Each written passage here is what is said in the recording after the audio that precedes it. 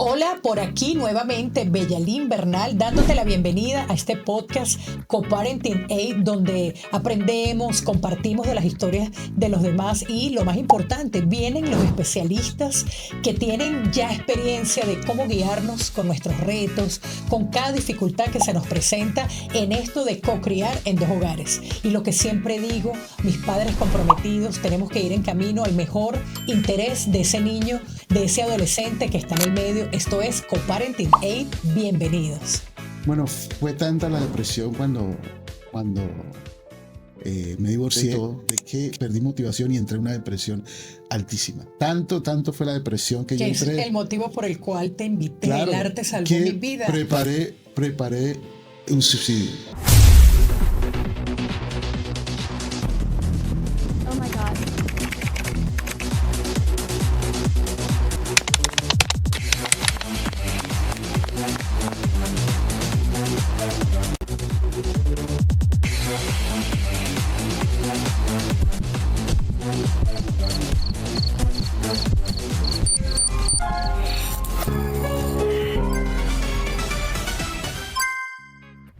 Y bueno, hoy aquí ha llegado a nuestro podcast una vez más Ivette Petkovic, nuestra asesora y amiga, también mamá, en este podcast Co-Parenting Aid con el segmento Entre Leyes y Familias, que es tan importante porque nos suma conocimiento, sabiduría legal. Y hoy traemos un tema. Ivette, bienvenida, estás muy elegante, muy linda. Bueno, muchas gracias y súper contenta y orgullosa de estar aquí contigo. Te quiero felicitar porque está muy lindo todo el proyecto y lo que estás haciendo. Y bueno, te voy a seguir apoyando y mi bufete igual, sin duda, porque el tema y el proyecto es súper importante para nuestra comunidad. Sumamente gracias. Y bueno, ustedes adornan también con su elegancia, con su sabiduría, porque tampoco la belleza es tanto física y todo esto está espectacular. Pero aquí hay un propósito, que es lo más importante.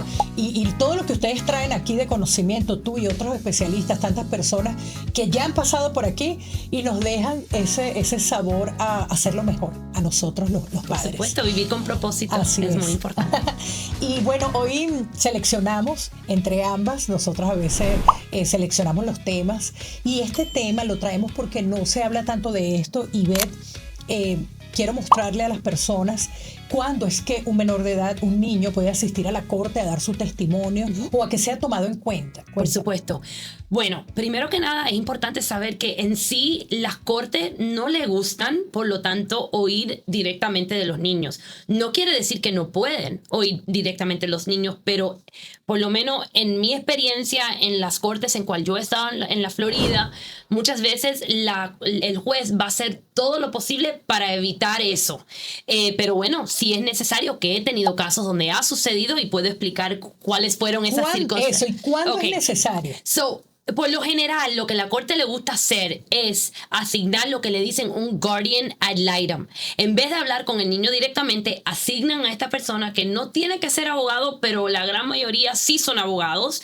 Es como una certificación, un título que recibe una persona para tener la habilidad de ser como un representante, como una voz del niño.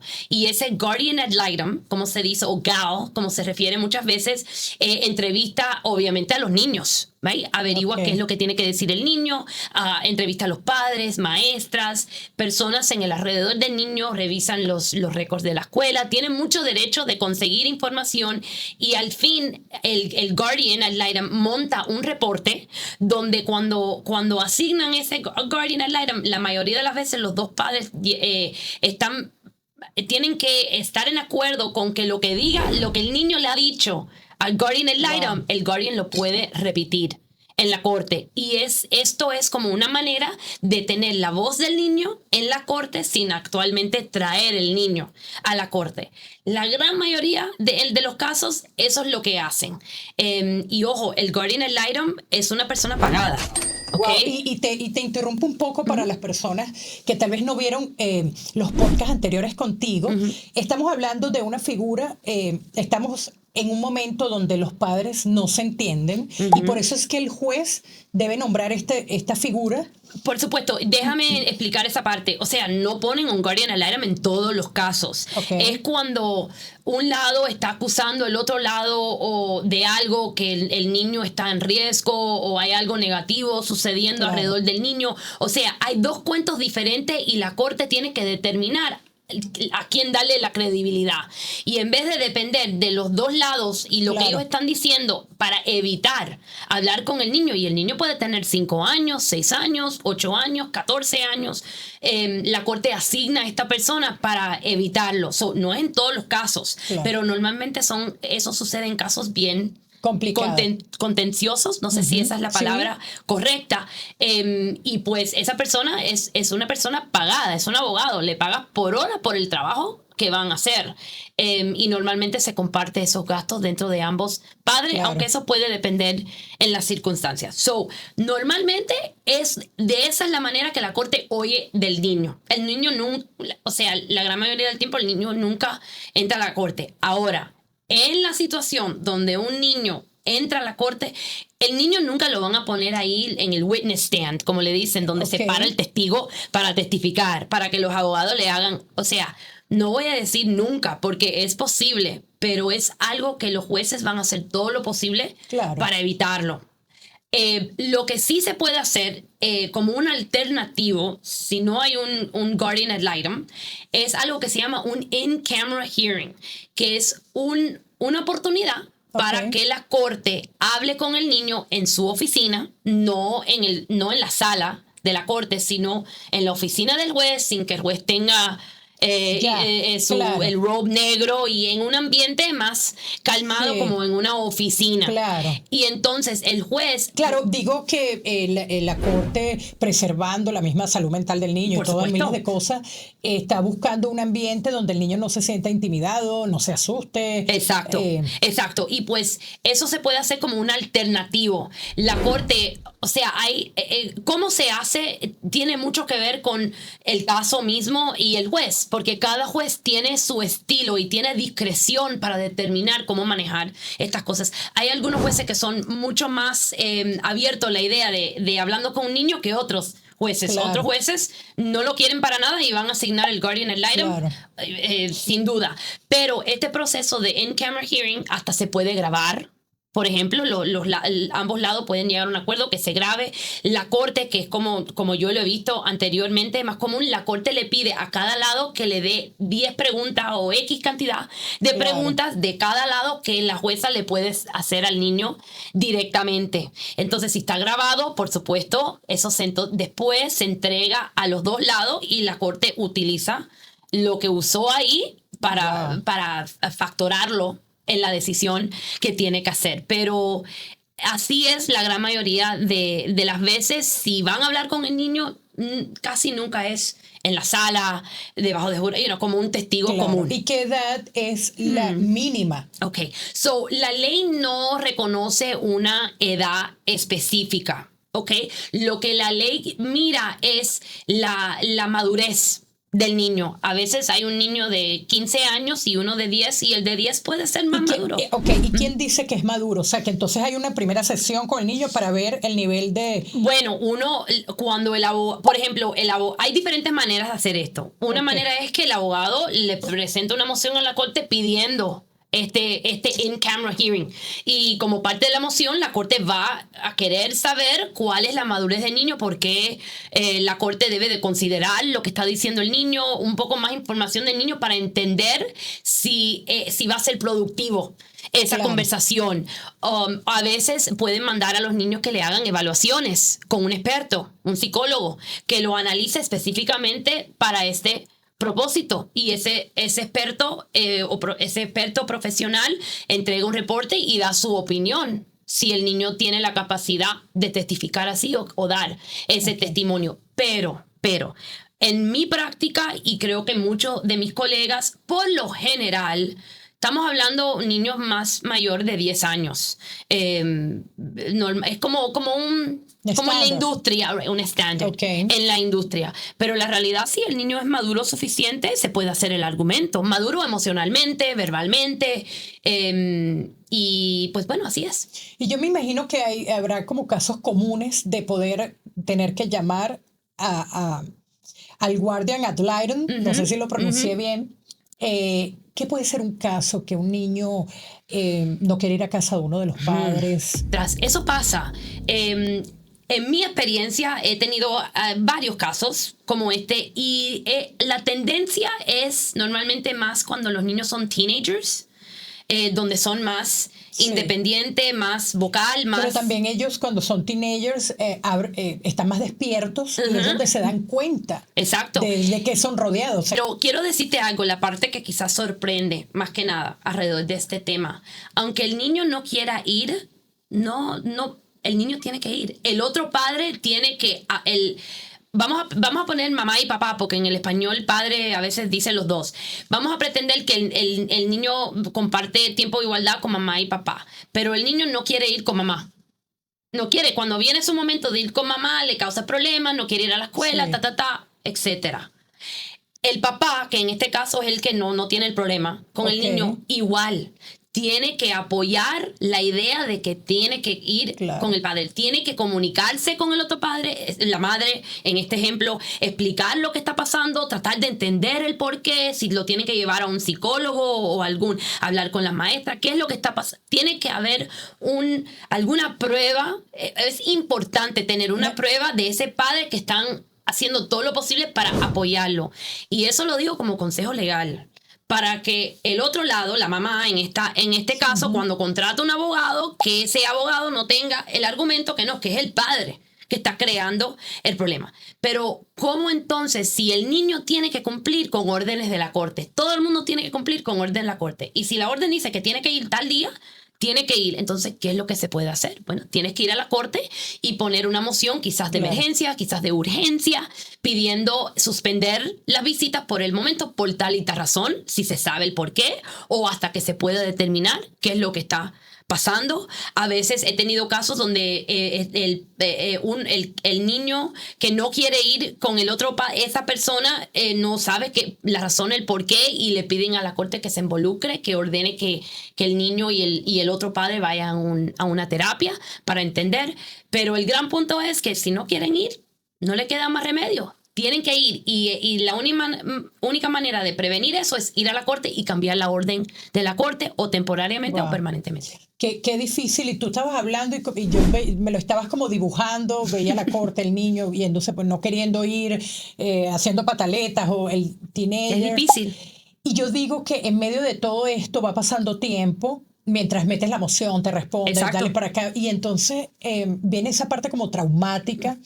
Qué difícil de verdad, y que estamos metidos en esto y es un caso tan común que bueno, además del remedio legal, yo como mamá lo que pienso es que lo más urgente que habría que hacer es como llevar a ese niño a un terapista a ver qué es lo que le está pasando realmente, porque qué tal si es algo que realmente está poniendo en riesgo no la vida, porque igual puede recibir comida, esto, lo otro, pero algo está pasando en ese lugar.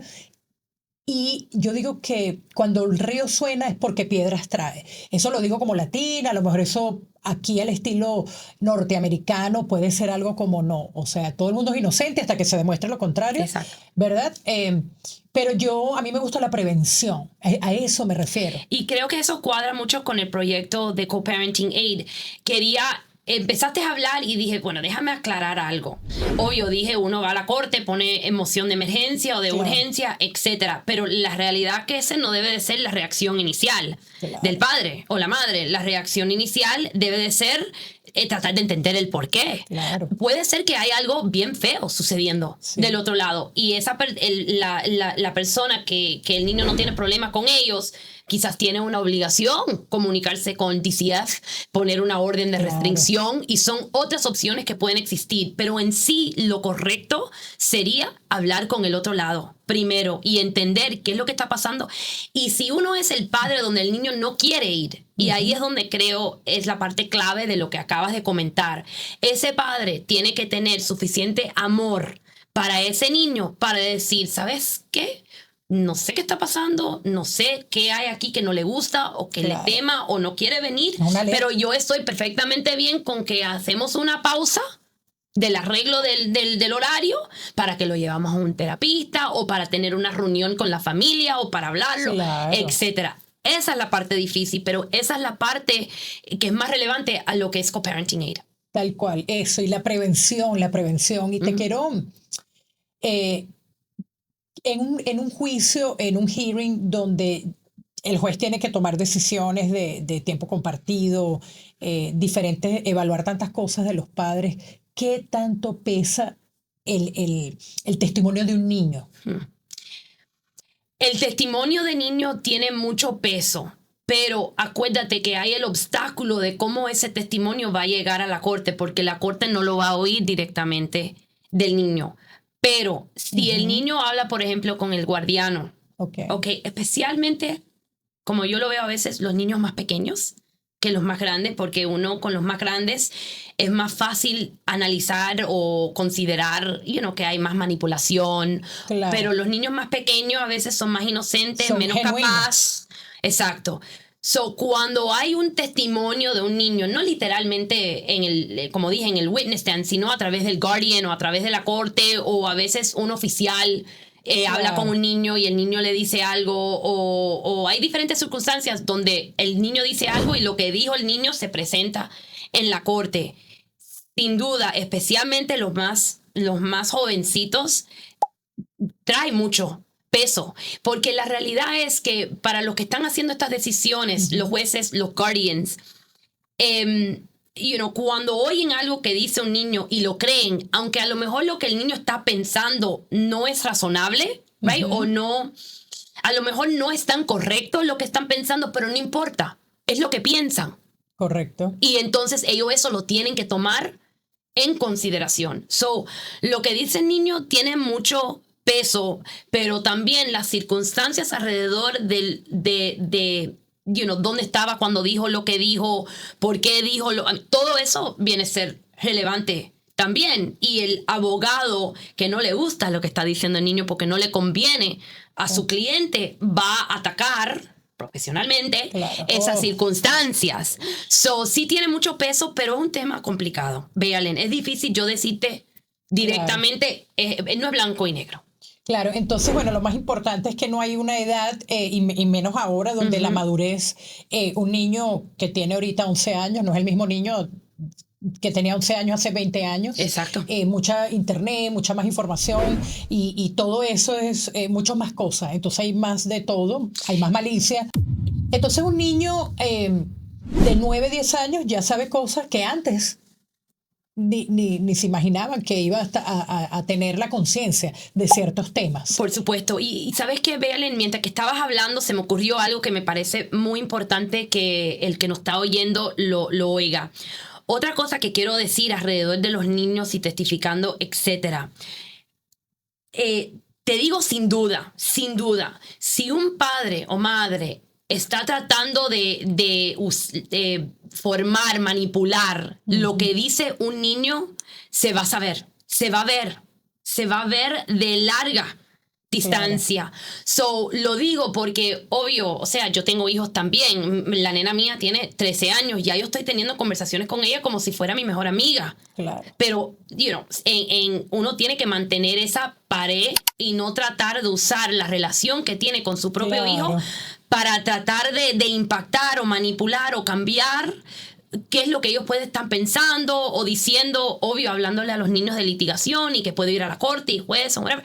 Claro. Todo eso te va a fallar y hasta te pueden quitar tiempo con el niño, aunque el otro padre a lo mejor es el peor. Claro. puedes estar arruinándote tu caso tú mismo haciendo esas cosas. Y qué lástima, y esperemos, padres, que, bueno, si ustedes están viendo este podcast y conocen a alguien que está en esta situación, recomendarle que no manipulen, porque es como dices tú.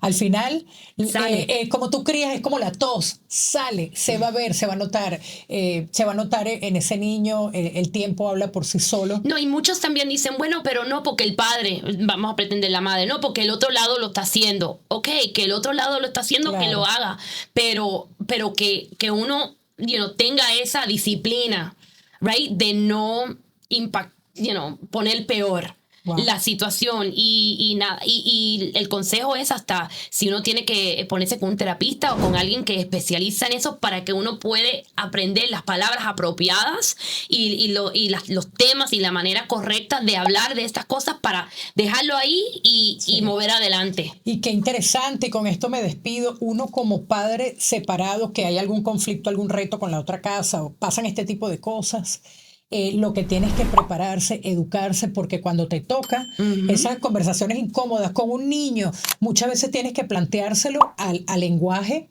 para ellos. Yo una vez, por darte un ejemplo, me acuerdo que una vez recién llegada a este país, hice las 45 horas de estudio, porque en un momento me pasó por la mente ir a trabajar a un daycare. Y allí me enseñaron que cuando fuera a hablar con un niño me bajara, me agachara. De ojo a ojo. De ojo a ojo, frente con frente.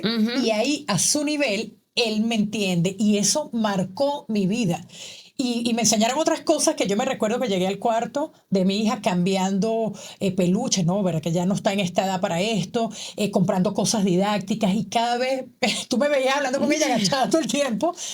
Pero son esos detallitos que hacen toda la diferencia. Correcto. Entonces tú puedes manejar el mismo conflicto, la situación, pero con un lenguaje adaptado a ellos. Totalmente. Así que, bueno, qué bueno que sí hay leyes y ahora entiendo que el guardian ad litem puede terminar siendo algo muy favorable porque además de que viene a ser la voz del niño, considero que también es como esa persona vigilante de los dos padres. Totalmente. Y ese arbitraje a mí me parece bueno. Quizás podemos hacer un podcast otro día nada más sobre temas de guardian ad litem porque no siempre es así. A veces es algo negativo que sucede en el caso. Es que bueno, hay de todo. Hay de todo. Pero en ese de todo, que siempre salga lo mejor para nuestros hijos. Gracias, Ivette, por este temazo que no lo hay, la gente no sabe si los niños pueden ir o no. Y más allá es un tema muy humano. Gracias por ser una abogada que yo estoy segura, no me queda la menor duda que lo haces con ética y no creo que vayas a ser tú una abogada que va a buscar una estrategia para manipular a un niño. Por supuesto que no. No va, ni en este podcast ni de ninguna parte. Así que bueno, te despedimos, gracias. Hasta la próxima. Te esperamos otra vez. Sin duda. Ok, bye bye. Pues para hoy quería dar un mensaje que no necesariamente tiene que ver con un guardian ad litem o con el tema de corte y tus hijos en la corte, sino quería hablar de lo importante que es ser un abogado para tus hijos en tu vida día a día. Y lo digo porque yo misma estoy viviendo por esto mismo y se me ocurrió algo tan importante de compartir con ustedes. Nosotros somos, en mis ojos, nosotros somos los mejores abogados por nuestros propios hijos. Y cuando yo digo nosotros, estoy pensando del papá también, ambos juntos. Cuando los niños están teniendo problemas en las escuelas o en sus actividades o en cualquier lugar que ellos van que es importante para ellos, el papá, la mamá, debe de servir como su abogado. Esto lo hablo especialmente en temas de las escuelas. Cuando un niño no está haciendo bien en la escuela o llega a la casa y frustrado con cosas, con las maestras, con cualquier razón, es nuestra responsabilidad como padres de involucrarnos y tratar de ayudarnos, ir a la escuela, encontrar con quién hablar y no dejar las cosas solamente así.